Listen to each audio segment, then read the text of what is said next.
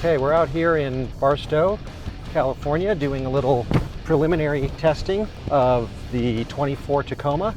This is a TRD off-road short bed edition. First time out in the dirt, we're getting our baseline ride characteristics and just learning what the truck does, what the truck likes, what the strengths and weaknesses are.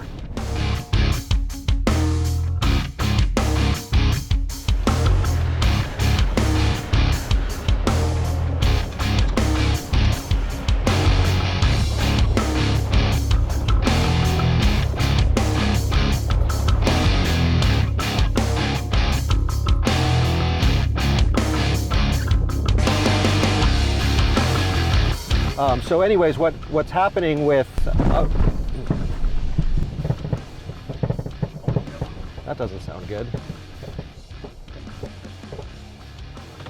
Did we blow a tire? That's what it sounds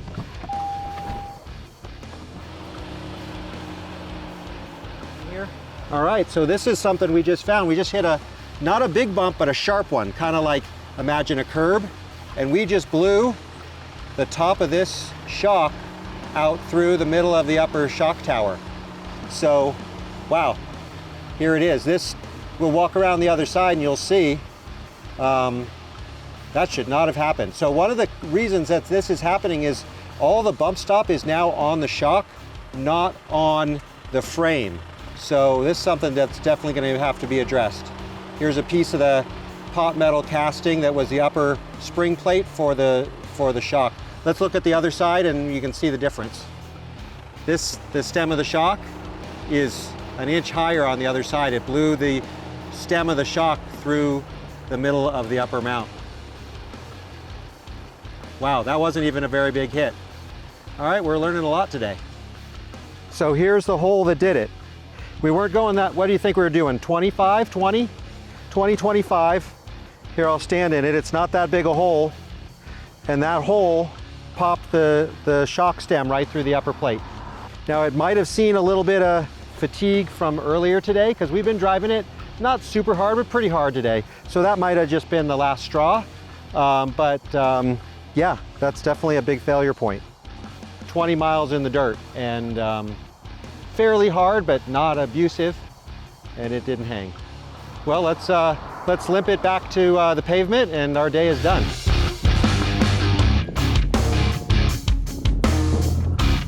All right, we're back in the shop after our shakedown day, and we've learned a little bit more about what happened out there when we broke the upper mount. So what we've got here is the other side of the truck that's still intact, and the upper mount that we've removed out of the vehicle. These are some of the pieces that we saw out in the desert that broke out of the top. Our guess when we were out there was that it was from bump stop force, but we found out it's not actually the bump stop. The bump stop support in the bottom is fully intact and in good shape actually. It's the stem mount of the shock itself, and this was caused by the actual compression dampening force of the shock. This is the stem bushing that holds the top of the shock, and it's retained by this upper swedged in mount, which is what failed and cracked. So this is a solution we've come up with. This is going to be a super easy solution. We've got a plate that goes over the top of this mount on top of the spring tower. That's going to make it super easy to install, and it's going to go on top of that part that fractured. It's going to preload it a little bit and retain it all. So it's a super easy installation. There's 4 bolts on the top. We actually advise that you even do this on the ground. We have to loosen the 4 bolts on the top, which we've already pre-loosened here for you. Okay, there's the 4 nuts. This plate has a flat. The flat goes towards the rear. It slides over the 4 studs, and you'll notice there's a little gap in the plate here. That's intentional. That gap is designed so that when you tighten it all down, it preloads that spacer, puts tension in this new upper support piece on top of the part that's a little under strength there. 4 nuts back on, snug it around in a circle just to close the gap up. And that's it. That's all that's involved in installing this upper support mount. Now we're going to take you over to the dyno room. We're going to show you that shock on the dyno and what kind of forces are going on that caused this to break in the first place. This shock is actually got some neat performance attributes from the factory. It's got an internal bump zone and an internal droop zone. But that internal bump zone, although it's great for performance, creates a lot of force, as you're about to see on the dyno. So I'm going to run this dyno.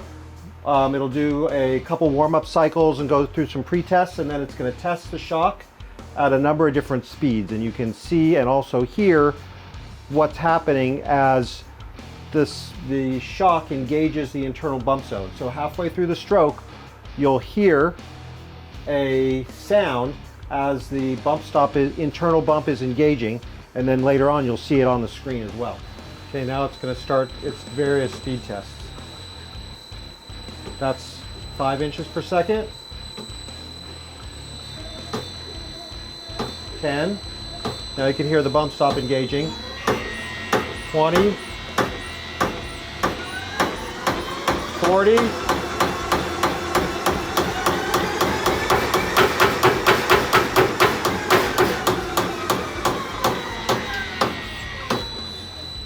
So that final speed was 55 inches a second, which isn't actually that fast. If you hit just a pothole or a rock or something, you can easily get the shaft speed up to 55 inches a second. I've measured with some data acquisition equipment, even on the street in a sharp dip or something, rain gutter, I've measured up to 135 inches a second. Here you can see these forces down here of around 500 pounds are when the shock's in its normal ride zone. But when it engages the bump zone, it spikes these forces way up here to about 3,000 pounds. So that's a lot of force. All that force of the bump stop is going into that stem mount, that rubber bushing. That rubber bushing in the factory mount, has a little bit of give to it. But if you exceed a certain amount of force, it bottoms it out, and then all that load is going to go into that cast upper retainer. So as you can see, there's a lot of force being made in this bump zone, which is, like I said before, is great for performance, but it's a lot of force going into that upper mount.